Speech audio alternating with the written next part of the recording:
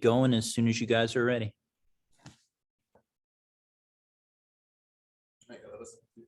What's that? Oh, no, you're good.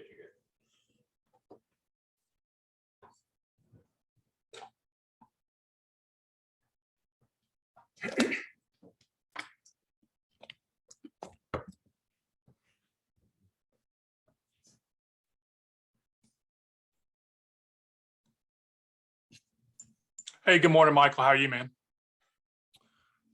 Good. How you doing? Doing good. Thanks for your time.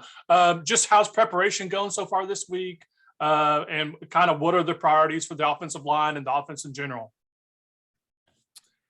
I think it's just any other week for us. Right now, the offensive line especially, I think it's a good challenge for us. You hear a lot about Pitt, how they like to bring a lot of pressure. And I think on those downs that they do bring pressure, we have to give Sam the trust and the faith that he has to be able to step up, be able to hit those over the top shots. And when they don't bring pressure, we have to capitalize on it and be able to get those 4 or 5 yard runs and stay on schedule. I don't want to give the answer to you. I want you to kind of come up with it yourself, I guess. But there's been an uncharacteristic amount of false start penalties the last 2 to 3 weeks. Has that just been a function of being on the road and louder crowd environments?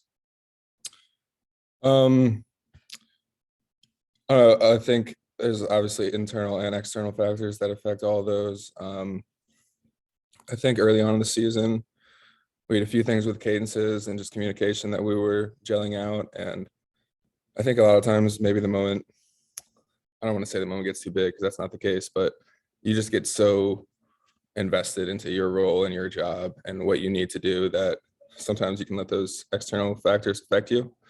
And that's totally going to come into play for this game. So we have to keep our head down and do well.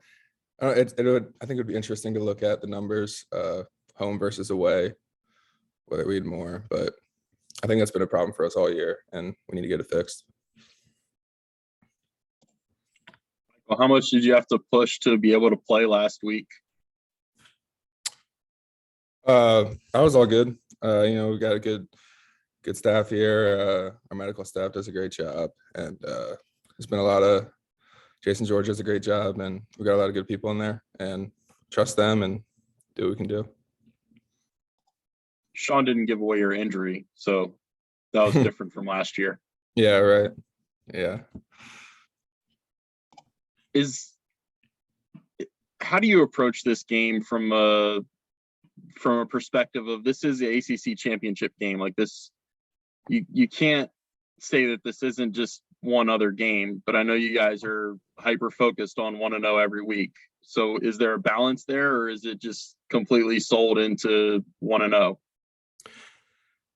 Again, I don't know, the last time I was here, I think was the Louisville game. And I said, I'm just really proud of how this team's handled that 1-0 mantra. And I think that's still the case this week. I know it becomes a cliche, like Coach Claussen says it all the time, like every league game is a championship game. I mean, you look back, Virginia, Syracuse, Louisville, NC State. I mean, those last 3 were 1-score games, and we don't win any one of those and we're not here. So while there is this pressure in the moment, it's ACC Championship game, all of that.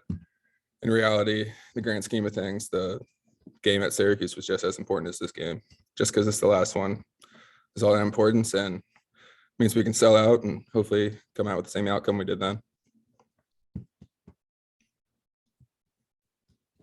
Michael, how good has Zach been for you guys in the O-line? I'm sorry, what was that? How good has Zach been for you guys in the overall whole O-line? Zach Tom? Oh my gosh. Yeah. He's ridiculous, just on and off the field. He's just he's like a good steady ship for us. We can always count on him. He's the same person every single day. Great friend, great leader, great teammate, obviously a great player, and can't say enough good things about him. Michael, you guys have ranked among the nation's best in third down conversion. I mean, your offense has been great all year, but what does it take to be a good team in terms of converting those key moments, those third downs, to be as successful as you guys have done it? I think third down honestly comes down to discipline and execution, which 2 things that we really pride here.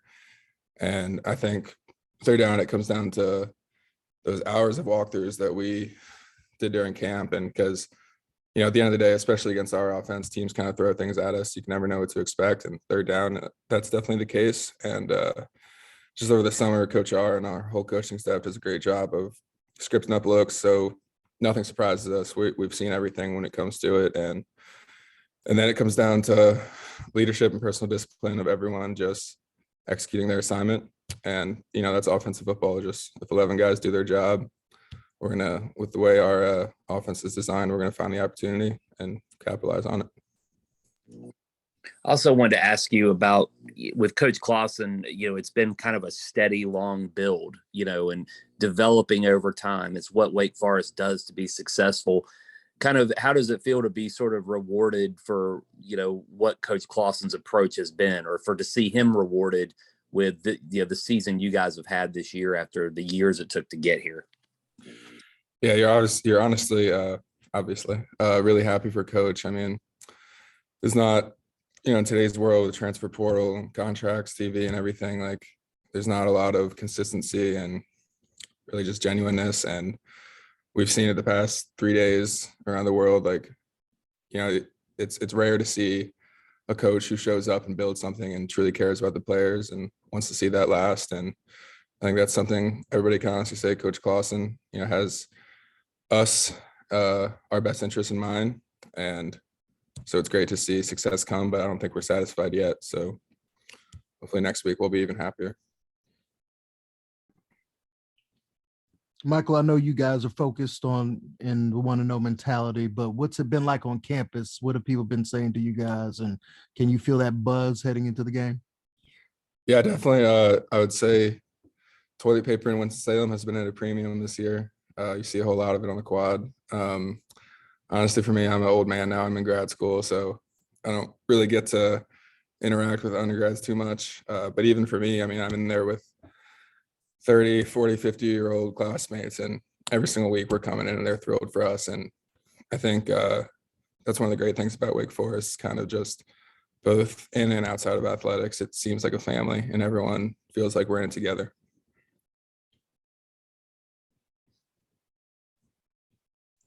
Do you have any thoughts on for the guys on the offensive line getting recognized as all ACC, either, first team, second team, honorable mention? Any thoughts on you guys getting that recognition? Yeah, I mean, obviously, recognition is always great, but I don't think that's really what our goal is. It's definitely an honor for all of us, and I don't want to say it's not a big. I mean, it's always great to get that recognition, but I think 20 years from now, everyone would rather look back and think, oh, we won the ACC championship, not what honor did I get. So stay focused on that. Will you guys be happy with the ACC championship? Like, will there be satisfaction in that? I think the message will be that we're happy at that point until the bowl game's around the 28th. So I'd say usually we give a 24-hour rule. Maybe we'll go 72 for the ACC championship. Then after that, it's on to hopefully the Peach Bowl.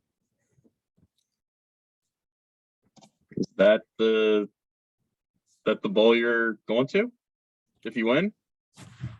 Oh, I have no idea. No clue. Let's hope. Yeah, whatever it is, we're gonna play. So we'll be hungry. I've got a little handy notepad with all the bowls. San Diego is the 28th, Peach Bowl 30th.